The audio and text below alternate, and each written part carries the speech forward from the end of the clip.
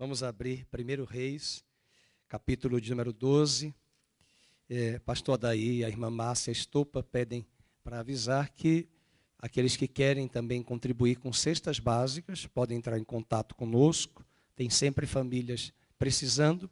Você pode também trazer doações para a gente fazer a composição da cesta básica ou então doar. E se você quiser doar em oferta, é só notificar para nós que essa oferta é específica para cestas básicas, para que a gente possa também encaminhar para o Ministério Amar, que é um ministério que trabalha com doações de cestas e também para ajudar algumas famílias com situações em função dessa pandemia, tá bom?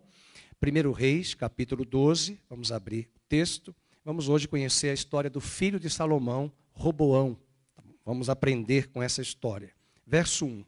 Foi Roboão a Siquém, porque todo Israel se reuniu lá para fazer rei.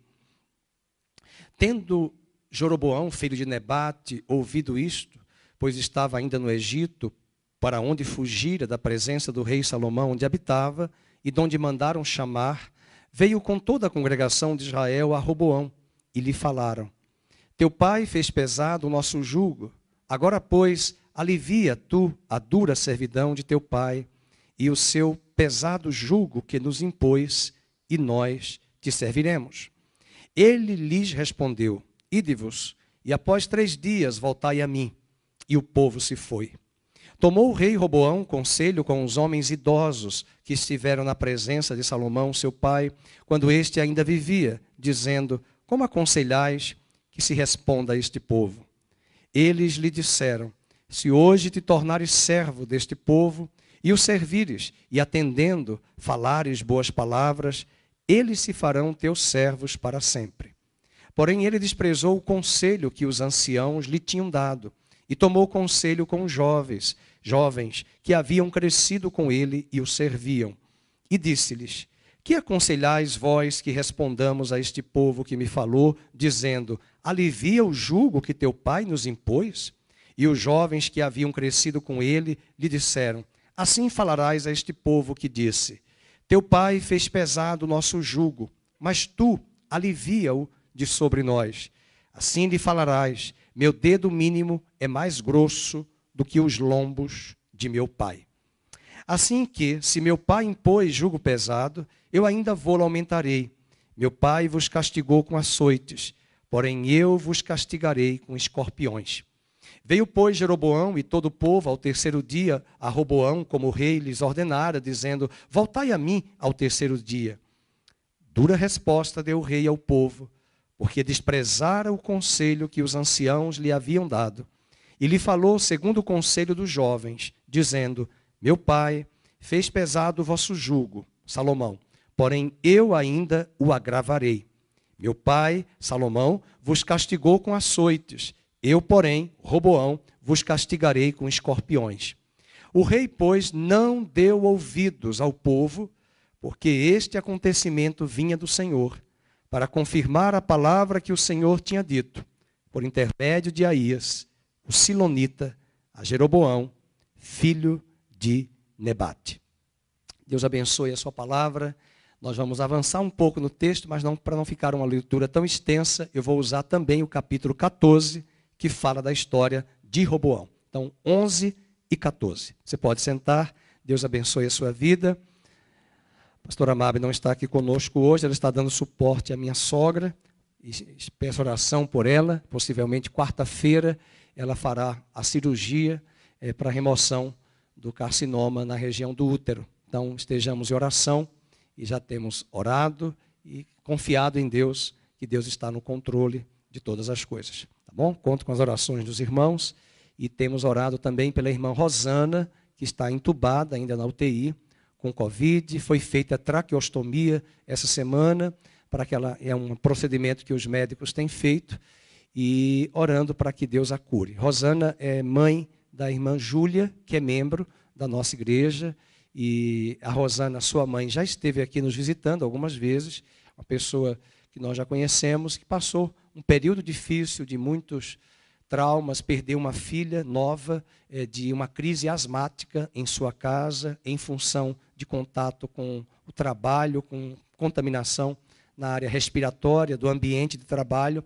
e ela tinha um histórico de asma. Isso foi agravado e a filha morreu junto à mãe no quarto. Foi uma coisa assim terrível, o que a mãe presenciou. Isso abalou muito a irmã Rosana, e agora, depois de uns 3 anos, a Rosana teve esse quadro de Covid, foi internada, entubada, e nós temos recebido todos os dias o boletim informativo da Júlia, que manda para mim, eu passo para a irmã Zezé, que a irmã Zezé visitou comigo a irmã Rosana, e nós temos orado por ela, e eu peço que os irmãos clamem. Toda noite eu tenho me acordado de madrugada, e a primeira pessoa que eu lembro é dela, porque tem sido difícil, né? Muito difícil, mas que Deus é o Deus do impossível, que nós acabamos de cantar aqui, que Ele fará o impossível, os projetos dele não serão frustrados. Tá bom? Vamos para o texto sagrado, para a Bíblia. Eu quero compartilhar com os irmãos hoje a palavra de Deus, trazendo essa história de Roboão. O significado da palavra Roboão, em hebraico, significa o povo aumentou. Esse é o significado do nome Roboão. Mas o tema da nossa mensagem é o homem que se recusou a ouvir. O homem que se recusou a ouvir. Acredito que vocês tenham prestado bem atenção na leitura, que por mais de 3 vezes, acho que 4 vezes no texto, diz que ele não deu ouvidos aos anciãos e não deu ouvidos à voz da experiência e da maturidade. Esse é um grande perigo para qualquer um de nós, quando nós não damos ouvidos. A história de Roboão é uma história em que ele assume o reinado já com a idade de 41 anos. Ele tinha 41 anos, você pode perceber isso no capítulo de número 14, volta comigo para lá, no versículo 21. É por isso que nós precisamos buscar esses textos que coadunam-se e complementam o raciocínio. E o versículo 21 diz: Roboão, filho de Salomão, reinou em Judá, de 41 anos de idade ele era. Então, sabe quantos anos Salomão reinou e governou? 40 anos. Então, antes de Salomão governar, Roboão já tinha nascido. Então, ele tinha 1 aninho quando seu pai começou a governar. E nós estudamos a semana passada o quanto Salomão errou em ter construído alianças de casamento com 1000 mulheres. As mulheres estão assustadas. Eu olhei para a Marissa agora, ela quase desmaiou. Não olha, brincadeira. É que a máscara deixa evidente. Mas veja, nos assusta. Na verdade, foram 700 princesas, 300 concubinas. Abraão teve relações e alianças de casamento com mulheres estrangeiras.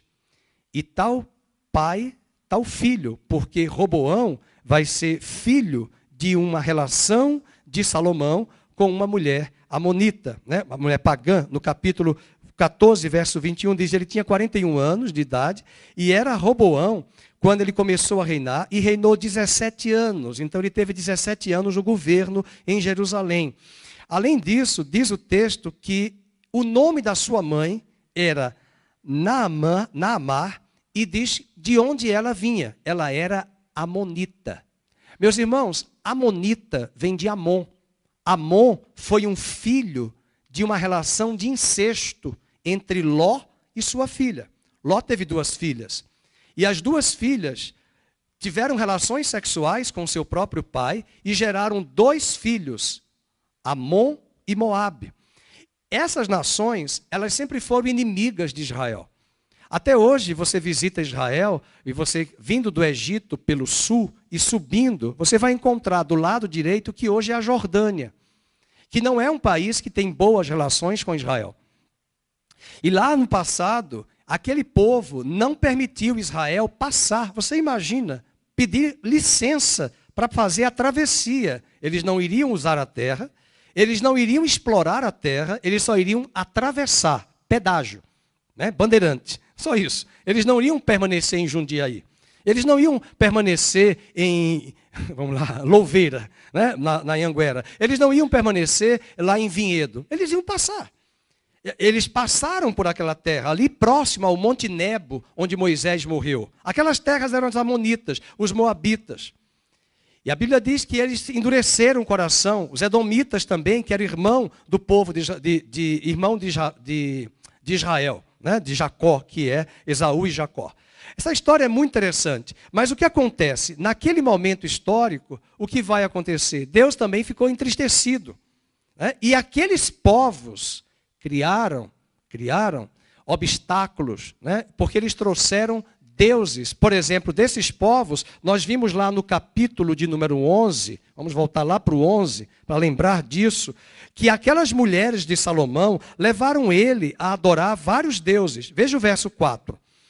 Verso 5, do 11. Salomão seguiu a Astarote, deusa dos Sidônios, e a Milcom, abominação dos amonitas. Era um deus pagão dos amonitas. E mais do que isso, ele adorou também Moloque. Sabe o que era Moloque? Era o deus que pedia crianças vivas.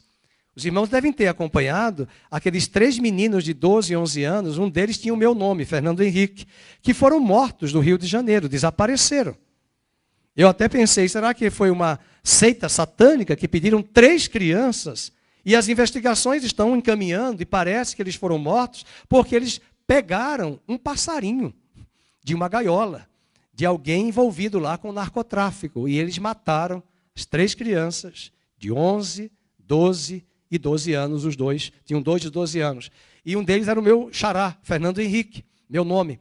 Isso é triste, né? Quantas crianças estão sendo mortas até os dias de hoje em altares? Passa pelo pedágio da Bandeirantes, a gente passa muito rápido, dá uma olhadinha nos cartazes de crianças desaparecidas. Onde estão essas crianças? Só Deus sabe. Moloque tinha essa prática de pedir, esses deuses pediam. E diz o versículo 7 do capítulo 11, que esse deus Moloque, ele era a abominação dos filhos de Amon. E por incrível que pareça, Roboão vai copiar e colar e copiar aquilo que seu pai, né, também vai ensinar. Porque as mulheres de Salomão trouxeram deuses. Esses deuses foram adorados pelos filhos de Israel, Salomão adorou, e agora Roboão, lá no capítulo 14, ele vai continuar reproduzindo essas práticas de idolatria e de ocultismo. Mas a Bíblia diz por 2 vezes no livro de Reis, que o nome da sua mãe era Naamá, a Amonita. Foi uma relação, um caso, uma aliança que Salomão teve com várias nações estrangeiras. E nós falamos domingo de manhã e à noite sobre o perigo das relações, das alianças de luz com as trevas. É muito triste. Hoje eu vi aqui o testemunho do André e da Laís. Agora imaginemos, os dois não têm um norte de religião. Ou de repente, no meio do caminho, a Laís decide praticar o ocultismo. E o André cresceu numa família cristã, mas abandonou o evangelho. E essa criança vai ficar entregue a práticas do ocultismo, porque a sua mãe vai ensinar. E o pai, mesmo não concordando, ele conhece a verdade. Mas não toma as rédeas. E essa geração que vai se formando, que não é o caso do Bernardo, é só um exemplo, né, uma conjectura. Imaginemos isso sendo reproduzido em várias famílias. Como é que Satanás consegue ter uma geração refém e cativa aos seus postulados e aos seus pensamentos?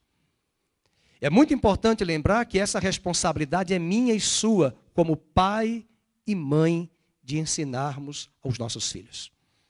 Roboão, ele tem 1 aninho quando o pai começa a governar e costurar alianças com mulheres estrangeiras, com mulheres pagãs. Ele governa 17 anos, mas a influência dessa mãe tem muita influência. Eu sempre digo que a mulher, ela tem muito mais, não é autoridade, mas esse jogo de cintura, de trazer seus filhos e seu marido para a religião, do que o pai arrebanhar. É por isso que vocês são maioria. Estou olhando aqui, quantos homens? Dá uma olhada. Quantas mulheres? São elas. As mulheres andaram no ministério de Jesus. Elas sustentaram o ministério de Jesus. Lucas, capítulo 9, fala isso. Lucas era grego. Ele valorizava muito a mulher no pensamento grego dele. E ele cita as mulheres. Ele fala de Maria logo. Ele fala no cântico de Maria. Ele fala de Isabel. E de tantas mulheres que aparecem no evangelho de Lucas.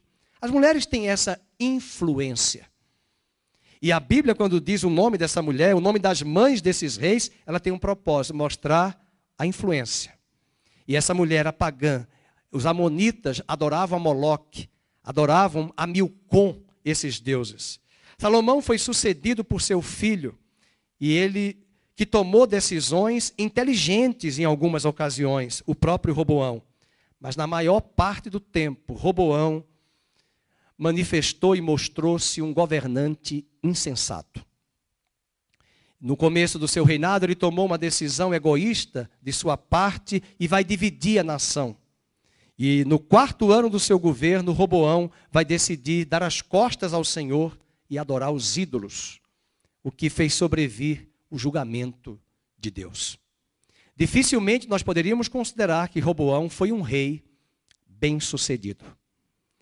Ele, logo no começo do livro de Reis, você pode ler essa história no capítulo de número 10 de Crônicas, segundo livro de Crônicas 10, mas nós não vamos para lá, nós vamos para Reis, manter o nosso foco no livro de Reis. Mas a mesma história você vai encontrar no segundo Crônicas, capítulo 10. Eu costumo dizer que Crônicas, para quem não entende, é como se fosse o diário oficial do governo federal.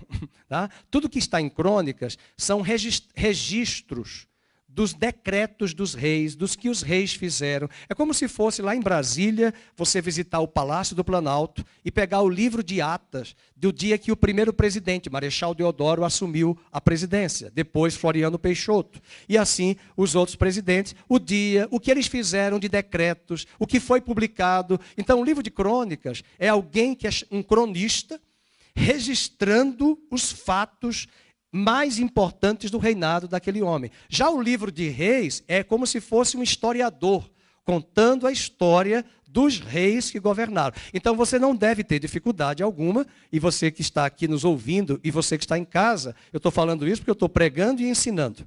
Hoje em dia, muitos não frequentam a escola bíblica, então o pastor tem que ensinar e pregar. Por que a mesma história aparece no outro livro? Como eu acabei de dizer. O cronista está contando os atos. O livro de Reis está contando a história. Então, é bom você estudar as histórias desses homens e buscar nos dois livros, porque os dois livros complementam um ao outro o que houve de lacuna. Você consegue entender. Então, isso é muito importante. O pastor Felipe faz muito isso, eu também. Nós vamos e voltamos nos textos que falam sobre o mesmo rei. E é por isso que é chamado livro de Reis. E agora tem uma tragédia, porque nesse capítulo 12, a nação de Israel vai ser dividida. Esse capítulo aqui hoje à noite, hoje de manhã, é muito importante. Se você não entender o que eu vou falar agora, você não vai entender parte do Velho Testamento. Se você não entender e prestar atenção o que vai acontecer aqui, você não vai entender o livro de Oséias. Você não vai entender o livro de Amós. Sabe por quê? Eu quero perguntar à igreja, quantas tribos Israel tinha? Quantas tribos? 12. 12 tribos. Saul, Davi e Salomão, na ordem cronológica, governaram a nação de Israel, cada um deles 40 anos, 120. Nesses 120 anos, as 12 tribos estavam debaixo do cetro de um monarca. Com a morte de Salomão, aquilo que já havia acontecido lá no livro de Juízes e lá no livro de 2 Samuel, quando Davi reinou, houve uma tentativa de rebelião de algumas tribos contra a tribo de Judá. Já começou a haver ali, e aqui vamos lembrar da história do Brasil, nós já tivemos oportunidade na história do Brasil, do estado do Rio Grande do Sul querer ficar independente. Nós tivemos na história do Brasil a capitania, não capitania, o estado de Pernambuco, naquela época também capitania, quando entrou a república com o Marechal Deodoro, lá Pernambuco também teve a revolta de ficar independente do Brasil.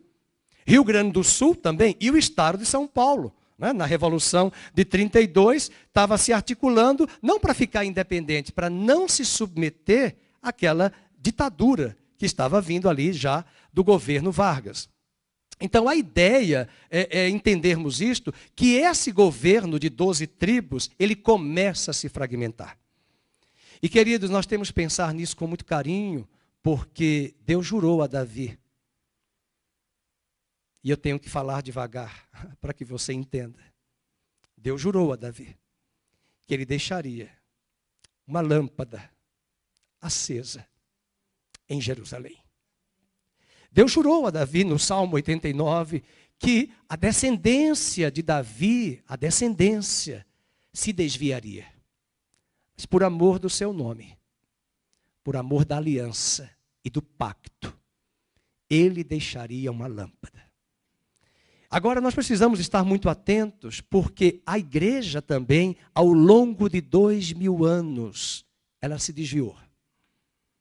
A história de Israel também mostra que a própria monarquia de Davi, que apontava para o reino de Cristo, ela começa a se diluir em Salomão e se arrebenta em Roboão. No capítulo 12 desse livro, você pode ler em casa com mais cuidado, e hoje à noite, escute a pregação à noite, porque nós vamos ouvir por que as tribos 10 ficaram no norte, e 2 ao sul, e agora 2 nações separadas. Reino do norte, a capital vai ser Samaria. Reino do sul, a capital será eternamente Jerusalém.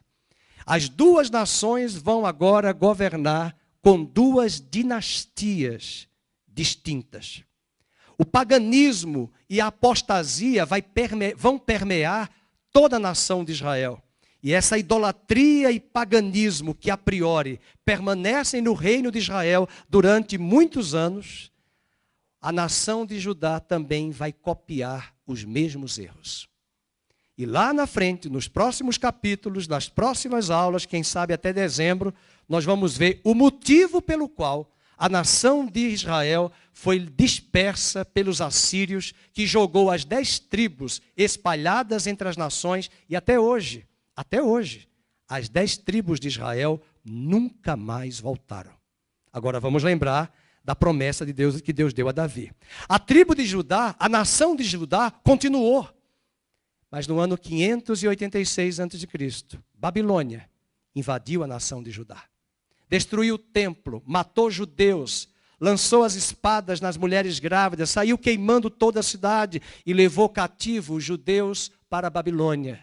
Deus havia dito isso em Jeremias. E lá eles ficaram 70 anos. E depois de 70 anos, eles voltaram para a terra de Judá. E a única tribo que voltou das 12, 10 do norte que se dispersaram, e Judá, que era o reino do sul, a única que voltou foi a tribo de Judá.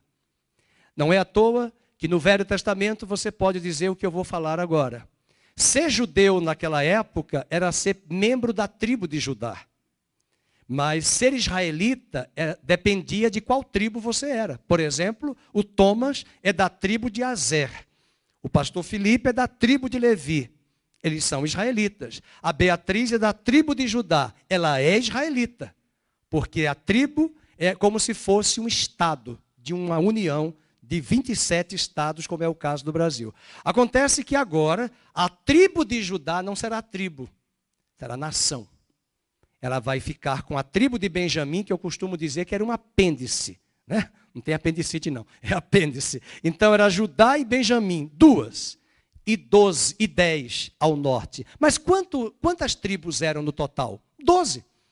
Mas o capítulo 12, por coincidência, 12 com 12, o 12 vai mostrar que o reino será dividido. Vocês já viram o final da história, nas entrelinhas do que eu falei? Só a tribo de Judá voltou. E se a tribo de Judá não tivesse voltado, preste bem atenção, Maria e José não teriam se conhecido. Eles eram judeus da tribo de Judá. E eles voltam para a terra no ano 450 a.C., e lá na frente, a terra de Judá, a Judéia, agora, só tem uma tribo, a nação de Judá. Eles voltam e voltaram por quê? Por causa de Maria, por causa de José? Não, voltaram porque Deus jurou a Davi que ele deixaria uma lâmpada acesa em Jerusalém até o Messias chegar. Aleluia. Deus jurou a Davi que um dia o descendente viria, assumiria o trono e reinaria eternamente.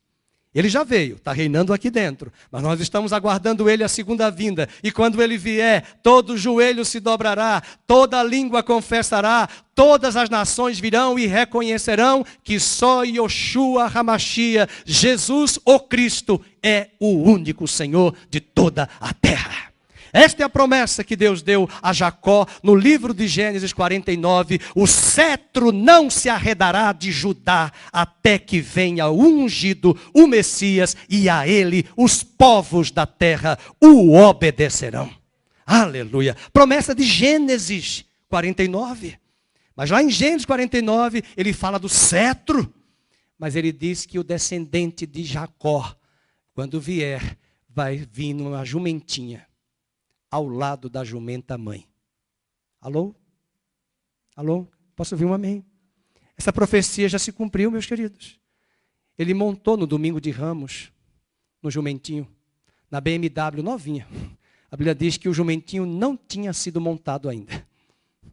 E do lado dele a jumenta mãe. Do lado dele a jumenta mãe. Está lá em Gênesis 49. Só que a segunda parte da profecia não se cumpriu. O cetro não se arredará de Judá até que venha o ungido. E quando ele vier, todos os povos da terra o obedecerão. Até hoje, entre a primeira e a segunda vinda, o que está acontecendo é que Deus está tomando os eleitos dele da terra, de todas as nações, de Israel e das nações da terra. Mas quando ele vier, todo joelho vai se dobrar. E toda língua vai confessar que só Jesus Cristo é o Senhor. A gente já poderia ir embora, mas eu tenho que voltar para Roboão.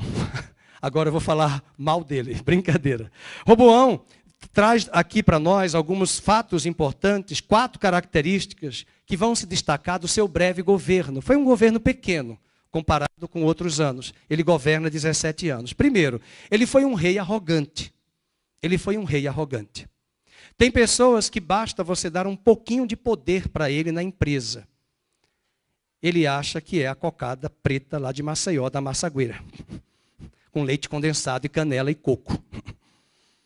Ele acha que é o Todo-Poderoso. Tem pessoas que não conseguem, você atribui a ela uma função. Ele mal assumiu o reinado. O Salomão construiu aquele império, aquele governo. Eu falei domingo passado de tudo que aconteceu na economia. Ele abriu portos, ele fez alianças com países, com nações. Ele fez o que nós chamamos hoje um comércio internacional. Foi fantástico, mas teve custo.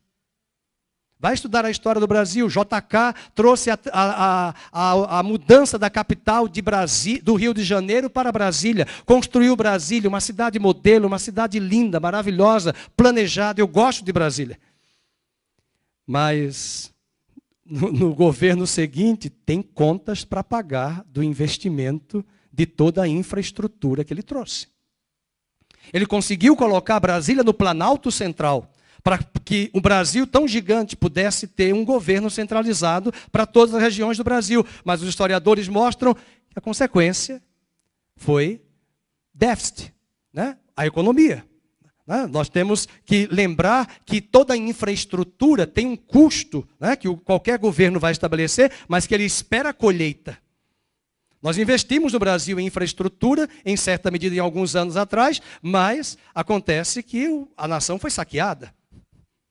E aí, em consequência, nós temos o quê? Não temos uma população que consiga se autossustentar a partir dessa infraestrutura e trazer investidores de fora para o país.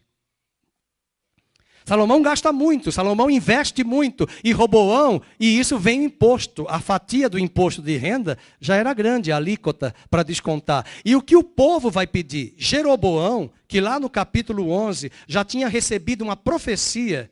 Vocês devem estudar em casa, capítulo 11. Você vai ver que ele estava com uma capa, e essa capa foi rasgada em 12 pedaços. O profeta Aías chegou e rasgou a capa dele em 12. E pegou 10 pedaços e disse: fique com os 10. E Deus manda lhe dizer que 10 tribos ficarão com você, Jeroboão.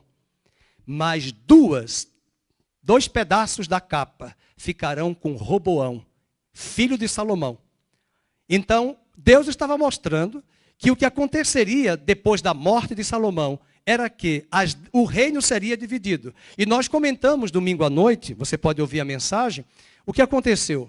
Salomão ficou tão furioso com a profecia que ele quis matar Jeroboão. E esse Jeroboão primeiro, que vocês vão ver aqui, ó, pode buscar aí no capítulo 12, verso 1.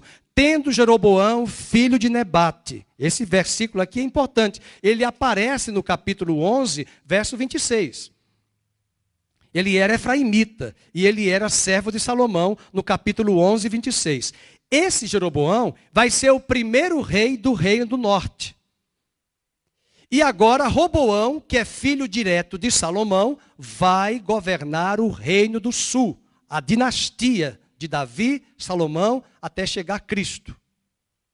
Entendeu o raciocínio? Esse Jeroboão, quando soube que Roboão foi para Siquém, verso 1, capítulo 12, verso 1, Siquém é um lugar muito estratégico. Não dá para estudar a Bíblia, meus queridos, passando assim, atropelos, pulando pedras. Não, pare e pense. O que aconteceu em Siquém? Josué 24. Você vai ler em casa. Josué fez um pacto e um juramento com as 12 tribos, que eles estavam na terra e obedeceriam a Deus na aliança. Roboão vai para Siquém porque era um lugar como que sagrado no memorial, de lembrar, aqui é o lugar do pacto dos nossos antepassados. Aqui é o lugar da aliança. Um presidente da República, quando assume, eu lembro quando o Fernando Collor assumiu, pela primeira vez, depois do regime militar, ele foi para o parlatório.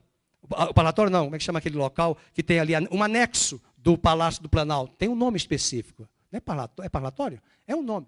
É parlatório. É um lugar até de mármore, muito bonito em Brasília, em frente ao STF, onde ele tem que dar a palavra ao povo. É como se fosse um juramento. Eu prometo fazer isso pelo governo, pela nação brasileira. Um exemplo. Aqui é em Siquém, porque foi lá que Josué fez o pacto. E as 12 tribos disseram, faremos, obedeceremos. E Roboão vai ser proclamado rei, se reuniu para lá, para o fazer rei. E aí Jeroboão soube, ele estava no Egito, verso 2, e ele fugiu para o Egito, porque Salomão queria matá-lo. Capítulo 11, verso 40, diz que Salomão queria matar a Jeroboão. Quando Salomão morreu, Jeroboão soube que Roboão seria rei, ele correu e veio com toda a congregação, verso 3 do capítulo 12, de Israel a Roboão e lhe falaram. Olha o que ele disse, tem que entender isso aí. Teu pai fez pesado o nosso jugo. O que é isso? Imposto. Serviço.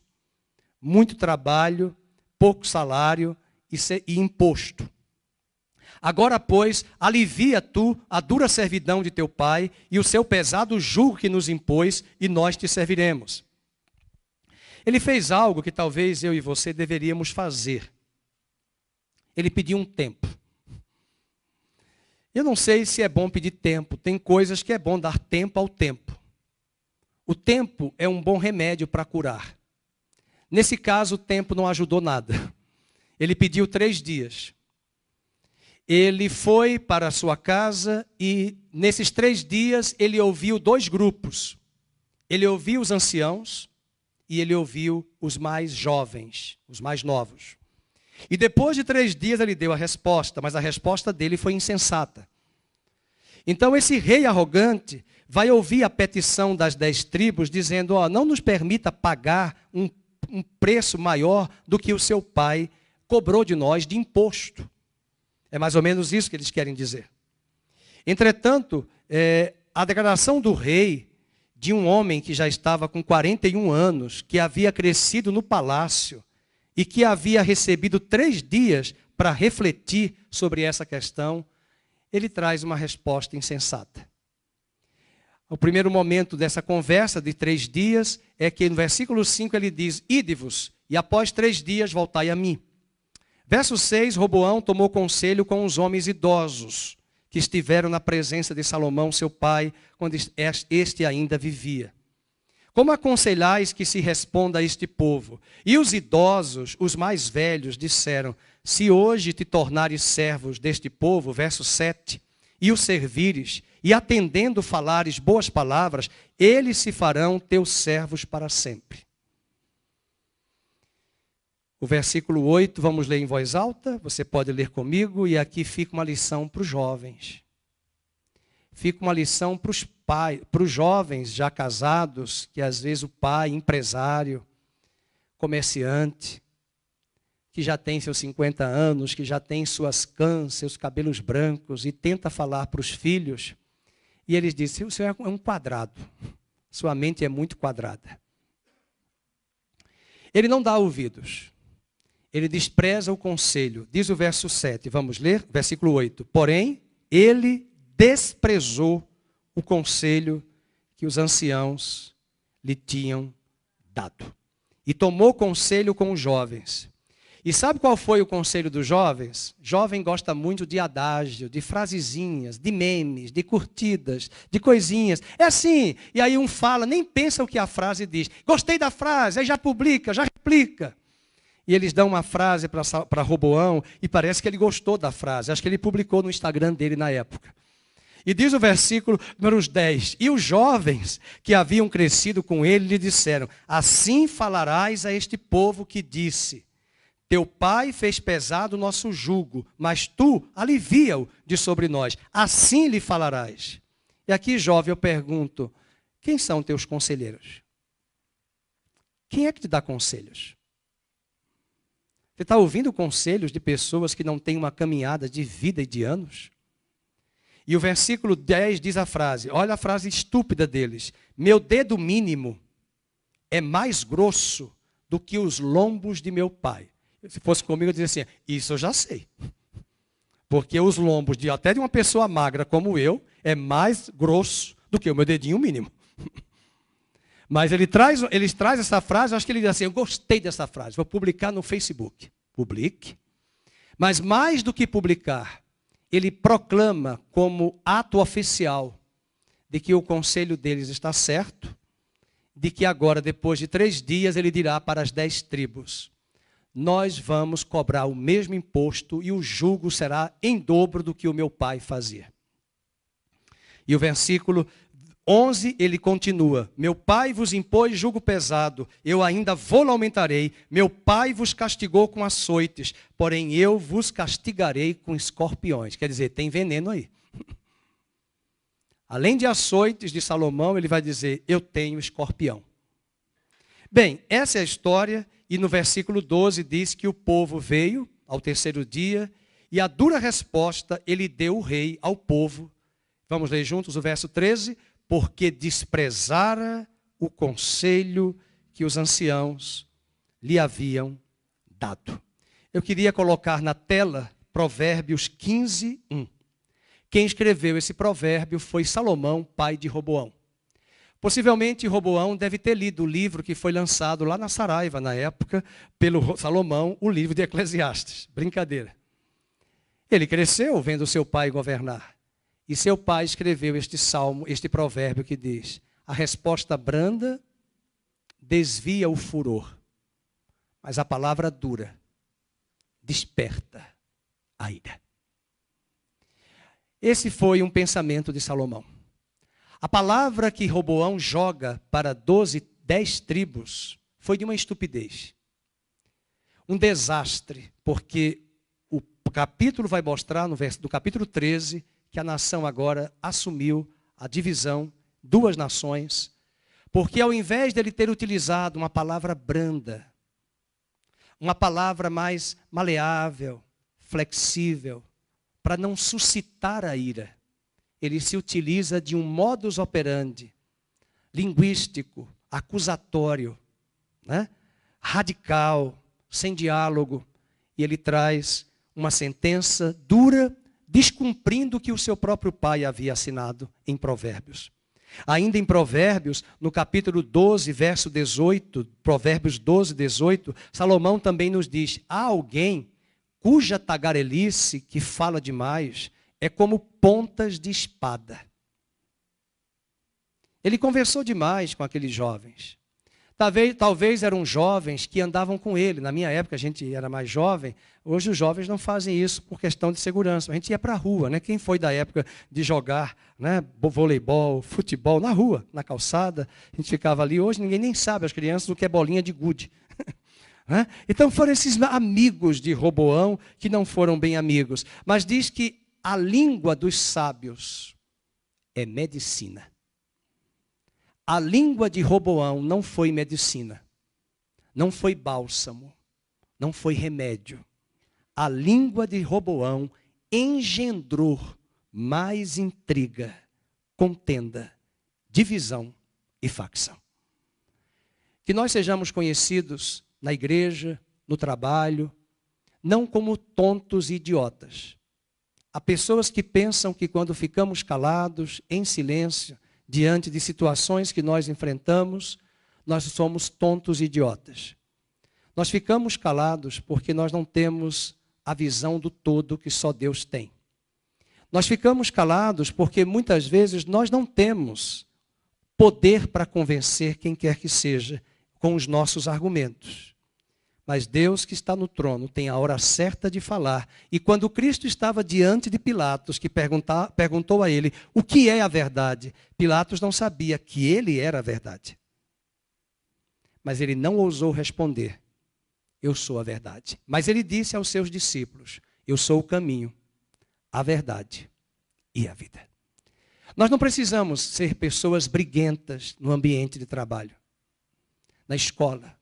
Há pessoas que são muito afoitas e elas perdem muitas oportunidades por causa da língua, cuja boca profere aquelas palavras que não é medicina, que não é refrigério, e é uma tagarelice sem fim, que se tornam para Salomão, na metáfora, pontas afiadas de espada. Ele deveria ter ficado calado e deveria ter ouvido o conselho dos mais velhos. E esta lição nos mostra de uma estupidez, de uma arrogância. O texto que a Laís leu hoje de manhã, na abertura do culto, foi Tito, capítulo 2, verso 1 até o verso 15. Leia em casa, releia novamente. Lá, Paulo está pedindo à igreja que os mais velhos sejam modelos e que os mais jovens tenham sensatez e sejam zelosos e criteriosos nas escolhas e nas decisões. Por onde você vai nesse mundo aí fora, não adianta hoje ter diplomas, faculdades, MBA, doutorado, mestrado, especialização. Nós temos alunos que têm um cognitivo excelente, nota 10, 9, A, conceito A, conceito A, conceito A, em todo o histórico. Mas as empresas descobriram nos últimos 20 anos que a inteligência emocional nem sempre anda em consonância com a capacidade intelectual. O grande problema nosso são as emoções, como diz o cantor aí famoso, são tantas emoções. Nós temos muitas emoções, emoções afoitas, emoções afloradas, emoções instigadas, até por terceiros, para colocar palavras em nossa boca, para postar coisas em redes sociais que não deveriam ser postadas. E aquela palavra se torna uma espada, ao invés de medicina e bálsamo. Que estupidez terrível de Roboão. Mas além disso, vamos para um outro pecado dele. Ele foi um rei irado. Um rei irado. No capítulo 12, verso 18 ao 24, rapidamente, 18 ao 24. Então o rei Roboão enviou a Adorão, superintendente dos que trabalhavam forçados. Porém, todo Israel o apedrejou e morreu. Veja, ele toma uma decisão radical. Ele vai cobrar mais imposto, ele vai forçar os seus irmãos a trabalharem mais forçadamente ainda no trabalho. E o que vai acontecer? Ele manda um superintendente que vai ser um fiscal, chamado Adorão, para fazer mais cobrança daqueles homens que estão construindo ali a máquina do seu governo. Só que esse homem vai ser apedrejado. Eu pergunto a vocês, era hora de enviar essa pessoa? Era hora de acalmar os ânimos. Era hora de dizer, vou dar um stand-by aqui. Eu vou dar uma pausa, porque eu já provoquei isso. Se eu mandar esse homem lá, eles vão fazer ali tragédia. E coitado, o Adorão morreu. Veja o versículo número 18. E porém todo Israel apedrejou e morreu. E aí diz o texto, mas o rei Roboão conseguiu tomar o seu carro e fugir para Jerusalém. Porque ele não era homem para estar diante do povo. Ele sabia só gritar, só falar, mas ele não sabia dialogar. Ele não sabia mediar. E tem pessoas assim. E ele foge. E ele foge. Versículo 19, e assim Israel, vamos ler juntos? Por conta de tudo isso, vamos ler. Assim Israel, 19, se mantém rebelado contra a casa de Davi até o dia de hoje. A pergunta que eu faço é, por que ele mandou Adorão na hora errada? É como se ele tivesse, vai ser assim, eu vou cobrar mais imposto, trabalho forçado, o imposto vai aumentar, vocês fiquem calados e eu estou mandando Adorão para supervisionar esse trabalho aí. Pronto. Ele não sabia, agiu por ímpeto, por ira. E quando nós agimos por ira e por ímpeto, preparemo-nos, problemas teremos. Ele vai ajudar a divisão de Israel ficar mais consolidada. Uma outra característica dele no seu governo é que ele foi um rei astuto. Lá no livro de Crônicas diz que ele teve projetos de construção. Roboão, ele abençoou o seu povo, Deus abençoou a família, mas por outro lado, ele vai fazer algumas coisas nessa ousadia, né, que foi um aspecto importante, né, de consolidar algumas coisas que Salomão conseguiu engendrar. Foi um ponto positivo, esse ser astuto, ser ousado, ser até audacioso. Isso é importante. É o caso lá de JK, muita gente diz que ele era um aventureiro, mas ele deixou Brasília e ajudou muito, né, a ajudar o governo. Mas teve os seus contras, né, a questão da dívida, da infraestrutura que foi utilizada e a nova geração teve que pagar essas contas. Agora eu trago uma outra característica que é a última. Ele foi um rei apóstata. E para entendermos isso, nós precisamos ir para o capítulo 14. Vamos para o versículo 21 ao 31 do 14. É como se fosse uma síntese da história de Roboão. Verso 21. Ele reinou em Judá 41 anos. Ele era da idade de 41 quando começou a reinar. 17 anos. Versículo 22. Ele fez Judá o que era mal perante o Senhor. E com os pecados que cometeu, o provocou a zelo. Porque, veja, sua mãe era amonita, adorava Milcom e Moloque. Ele aprendeu com seu pai, ele reproduziu isso. E quando um governante está no poder, naquela época, de um país, de um governo teocrático, vocês sabem que o Irã não tem democracia. O Irã é uma teocracia.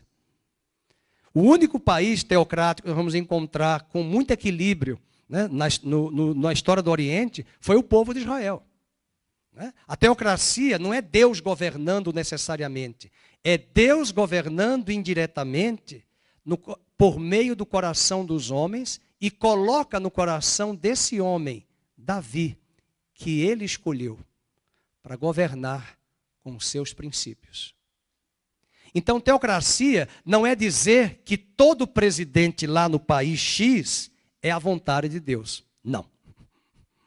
A verdadeira teocracia bíblica israelense do Velho Testamento é pegar um homem que tem falhas, que tem suas limitações, Davi, mas que ouvia Deus. E a Bíblia diz que quando Deus chamou a Davi, ele era jovem. Mas quando ele chegou ao poder, ele tinha 30 anos. E adquiriu maturidade e experiência. E ao chegar ao poder, mesmo em alguns momentos ele errando, ele se arrependia e se voltava para Deus. E ele governa com os princípios da palavra de Deus sobre o povo. E uma coisa de Davi, ele amava o povo. Ele amava andar com o povo. Roboão traz para nós aqui apostasia total, porque assim como seu pai adorou deuses, a nação de Israel vai copiar essa idolatria. Por isso que o versículo 22, ele ao invés de dizer, fez Roboão o que era mal, ele colocou, fez Judá. Mas Judá só fez porque Roboão ensinou a idolatria. E por favor, queridos, não entendam idolatria apenas o ídolo em casa. A idolatria é mais que isso. A idolatria, naquela época, eram altares, festas. Nós vamos ver, possivelmente hoje ou na próxima semana, que Jeroboão, quando assumiu o reinado no capítulo de número 13, você vai se assustar. Havia as festas que Deus estabeleceu lá em Jerusalém, em Judá. Quais eram as festas? Páscoa, Pentecostes, tabernáculos. Sabe o que as 10 tribos fizeram? Por causa de Jeroboão, primeiro Jeroboão. Jeroboão criou uma data para copiar a festa da Páscoa. Ele criou um calendário, ele criou uma festa, ele criou padroeiro, ele criou altares e disse para o povo das 10 tribos: ninguém aqui vai descer para o sul. Na verdade não é descer, é subir, porque o sul é o lugar mais alto, Judá. Ninguém vai subir a Jerusalém. Ele proibiu. Vocês vão adorar a Deus aqui. E ele criou 2 cidades, colocou 2 bezerros de ouro, colocou uma festa que ele inventou, uma festa, uma data, e disse: esses são teus deuses, ó Israel. Comida, churrasco, porque tem comida, tem carne, oferece aos deuses e vamos comer e beber, quando na verdade ninguém era para fazer isso. Era para todos subir a Jerusalém, as 12 tribos, e adorar a Deus. Olha a rebeldia, olha a consequência da divisão, olha a apostasia de Roboão, levando a nação inteira a se afastar de Deus. O que pode acontecer quando um casal não tem os dois uma firmeza no Evangelho? O que pode acontecer quando os filhos desse casal não tiveram referência alguma da palavra de Deus? O que pode acontecer quando o pai e a mãe pensam diferentemente de encaminhar os filhos para práticas do ocultismo, mas eles mesmos cresceram na igreja e se afastaram? É uma geração chegar totalmente apóstata, distante e alheia às coisas de Deus. O relativismo que perpassa o mundo moderno contemporâneo é sem precedentes. E nós vamos estabelecendo aquilo que é de princípio para nós, que são válidos para nós como certos, quando para Deus estão errados. E nós chamamos o mal de bem e o bem de mal.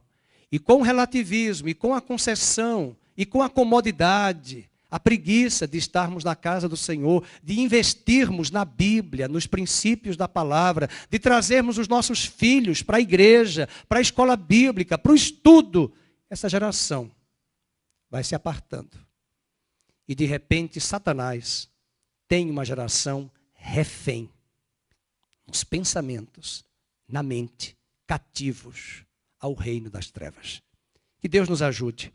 Eu finalizo mostrando aí esse paganismo dele. Veja o versículo 23. Ele também edificaram ali altos, eles, estátuas, colunas, postes ídolos, 14 e 23. Em todos os elevados outeiros e debaixo de todas as árvores sagradas. 24. Eles colocaram prostitutos cultuais. Se você estudar em casa, eu não posso explicar aqui hoje tudo que é prostituto cultual, está transmitindo ao vivo. Mas eu vou só dizer uma dica. Eram sacerdotes que antes de oferecer os sacrifícios, tinham que ter relações sexuais. Com homens, com mulheres, com orgias, com práticas sexuais, grupais e de perversão dentro do templo. Não se assuste, os pagãos já faziam isso. E aí quando você pega algumas Bíblias, algumas traduções, você vai ver assim, prostitutos cultuais. Não ajuda muito. É um termo até elegante, erudito. Mas se você entrar no Google e pesquisar o que o texto bíblico quer dizer como prostitutos cultuais. Pesquisem. Toma um Rivotril. E meditem. E vocês vão ver o que está acontecendo. E não é tão diferente nos dias de hoje, quando nós temos sacerdotes da igreja contemporânea, de vários ramos do cristianismo, envolvidos em escândalos de pedofilia, envolvidos de escândalos de adultério e de prostituição. Sacerdotes cristãos de ambos os ramos da cristandade são os prostitutos cultuais na casa de Deus. Além disso, diz no versículo 24, eles fizeram segundo todas as abominações que o Senhor expulsara de diante dos filhos de Israel. E aqui eu finalizo com 4 lições que podemos aprender, e eu quero ser breve, Vou chamar o Lucas para chegar aqui ao teclado. Primeiro, nós precisamos ouvir a voz da sabedoria. Essa história nos mostra que Roboão não deu ouvidos ao conselho dos anciãos. E essa geração que está diante dos nossos olhos não tem aprendido a ouvir a voz da experiência e dos cabelos brancos. Jovens, cuidado, e adolescentes, porque a geração de seus pais é diferente da sua. Em que sentido ela é tão diferente? Ela tem suas diferenças, mas o homem, segundo Eclesiastes, não mudou, ele é o mesmo. O homem é teimoso, o homem é insistente, o homem tem uma natureza caída, corrompida, e eu não estou falando apenas de homem, sexo masculino, eu estou falando a natureza humana. Autossuficiente, independente, mas nós precisamos ouvir a voz da sabedoria. Todo esse desastre é porque ele não ouviu a quem ele deveria ouvir. A segunda lição que aprendemos é que nós devemos trabalhar pela unidade do povo de Deus. As 12 tribos deveriam estar unidas. Que pena. Veja o verso 24 do capítulo 12. Verso 24. E assim diz o Senhor, ia haver uma guerra civil, né? Roboão ia matar Jeroboão e destruir as 10 tribos do norte. E Deus falou para ele, verso 24, não subireis, nem pelejareis contra quem? Contra quem? E nós temos visto tantas denominações brigando umas com as outras.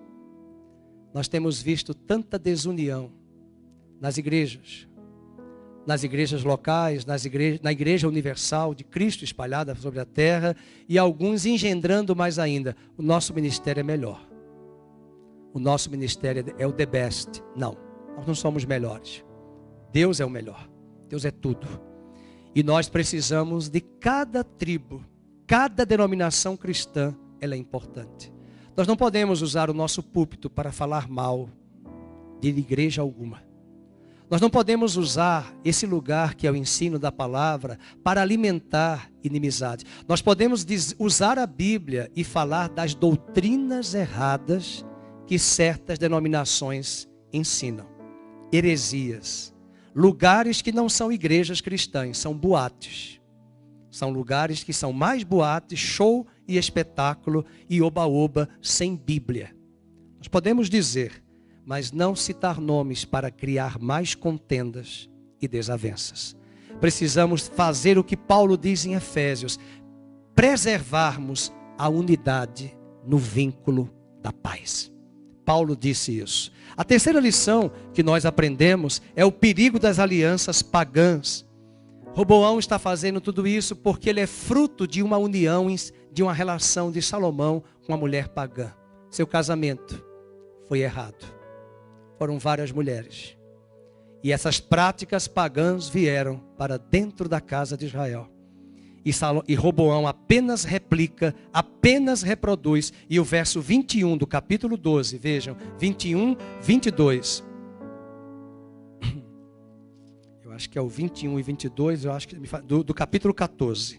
Né? Do capítulo 14. Ele era filho dessa mulher amonita que eu já tinha mostrado. E a quarta e última lição é o perigo do culto paralelo e falso. O capítulo de número 13, o capítulo de número 12, na verdade, verso 27 e 28.